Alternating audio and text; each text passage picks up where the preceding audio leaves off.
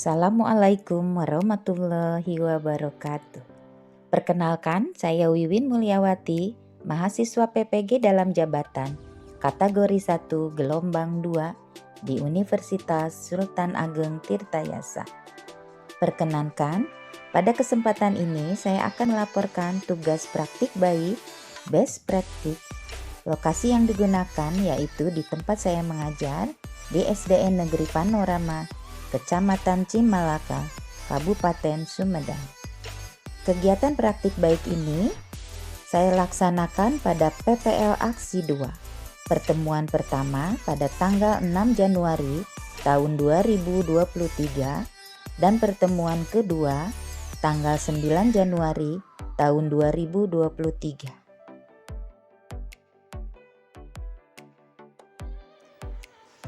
Tugas menyusun cerita praktik baik best practice menggunakan metode STAR, situasi, tantangan, aksi, refleksi hasil, dan dampak terkait pengalaman mengatasi permasalahan peserta didik dalam pembelajaran.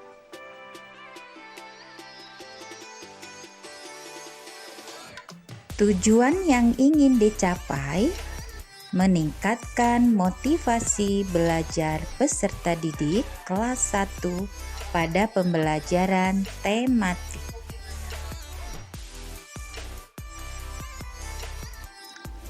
Kondisi yang menjadi latar belakang masalah: 1.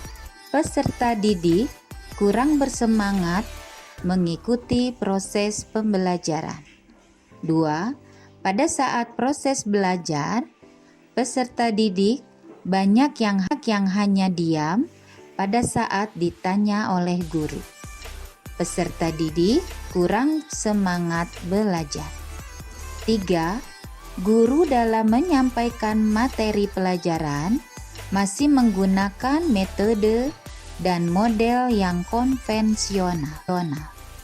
4. Peserta didik tidak berani bertanya pada saat proses pembelajaran. 5. Guru belum menggunakan media pembelajaran yang inovatif dalam menyampaikan materi pelajaran. 6. Guru belum menggunakan media pembelajaran berbasis TIK dalam menyampaikan materi pelajaran. Mengapa praktek ini penting untuk dibagikan? 1. Memberi motivasi kepada peserta didik sehingga dapat belajar dengan aktif dan kreatif. 2. Memberi motivasi kepada saya sebagai guru serta diharapkan menjadi referensi dan inspirasi bagi rekan guru lainnya. 3. Agar proses pembelajaran lebih terstruktur dan berpusat pada peserta didik sehingga menjadi lebih fokus dan tujuan pembelajaran pun tercapai.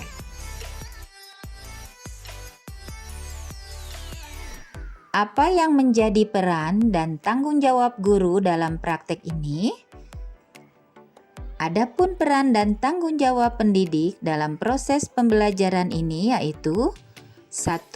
Sebagai organisator, demonstrator, motivator, dan evaluator. 2. Melaksanakan PPL Aksi 2. 3. Mendokumentasikan dalam bentuk video proses pelaksanaan PPL Aksi 2. 4. Mengunggah video tanpa editing pada Google Drive. 5. Mengunggah video yang sudah diedit dengan durasi 15 menit pada LMS. 6. Melakukan refleksi kegiatan yang sudah dilaksanakan. Apa saja yang menjadi tantangan untuk mencapai tujuan tersebut? Yang pertama, rendahnya motivasi belajar peserta didik. Yang kedua, materi ajar masih dianggap konvensional dan tidak menyesuaikan zaman. Yang ketiga, kurangnya penerapan model pembelajaran inovatif yang menarik minat dan meningkatkan motivasi belajar peserta didik. Dan yang keempat, pendidik kurang menguasai teknologi, media pembelajaran, dan dalam menjelaskan materi masih bersifat monoton.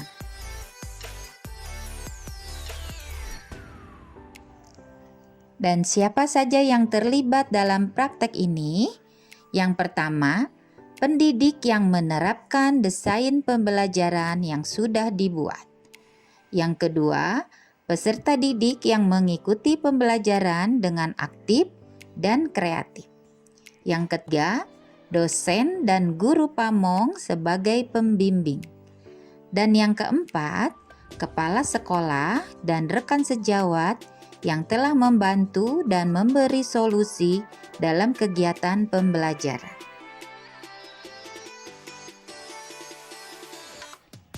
Dalam kegiatan aksi, langkah-langkah yang dilakukan untuk menghadapi tantangan. Yang pertama, koordinasi dan melaksanakan arahan dari dosen, guru pamong, kepala sekolah, dan rekan sejawat. Kedua, melaksanakan wawancara dan kajian literatur.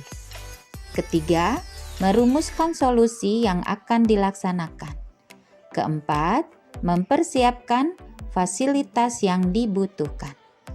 Kelima, melaksanakan praktik pembelajaran dengan menggunakan pendekatan saintifik yang terintegrasi dengan TPACK dan menggunakan model pembelajaran problem-based learning. Dan metode yang dipakai adalah diskusi, tanya jawab, ceramah, dan penugasan. Dalam aksi ini, strategi yang digunakan: 1. Menerapkan pendekatan TPACK. Kedua, menerapkan model pembelajaran PBL. Problem Based Learning. 3. Menggunakan media digital Canva. 4.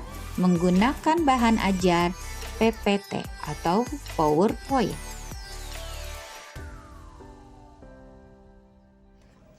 Bagaimana prosesnya? Siapa saja yang terlibat? Prosesnya yaitu: 1. Menyusun perangkat pembelajaran. 2. Melaksanakan praktik pembelajaran yang menerapkan pendekatan TPACK dengan model pembelajaran Based Learning, media digital Canva, dan PPT PowerPoint. Yang ketiga, mengedit unggah video ke YouTube. Sedangkan pihak yang terlibat dalam aksi ini: 1. Pendidik, 2. Peserta didik, 3. Dosen dan guru pamong, 4. Kepala sekolah dan rekan sejawat.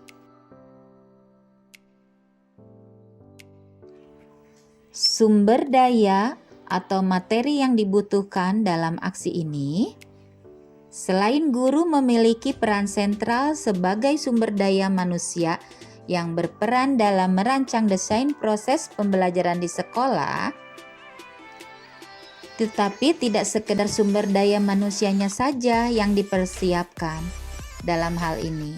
Tentunya ada hal-hal teknis yang perlu disiapkan, mulai dari bahan ajar, LKPD, laptop, proyektor, HP untuk merekam, membuat PowerPoint, dan kita harus memperhatikan jaringan internet.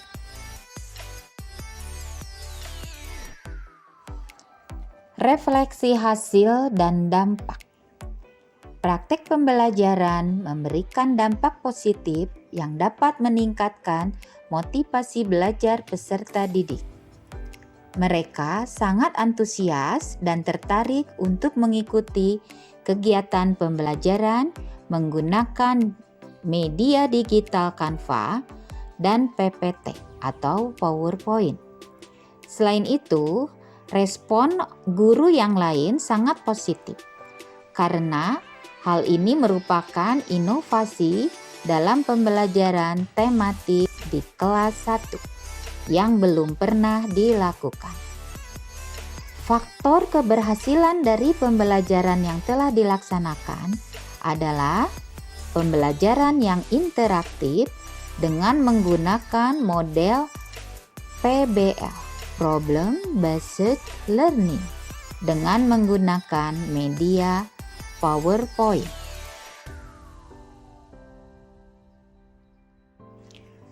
Berikut ini adalah dokumentasi pelaksanaan pembelajaran praktik baik di SDN Negeri Panorama.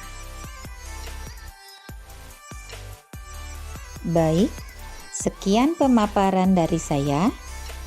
Terima kasih atas perhatiannya.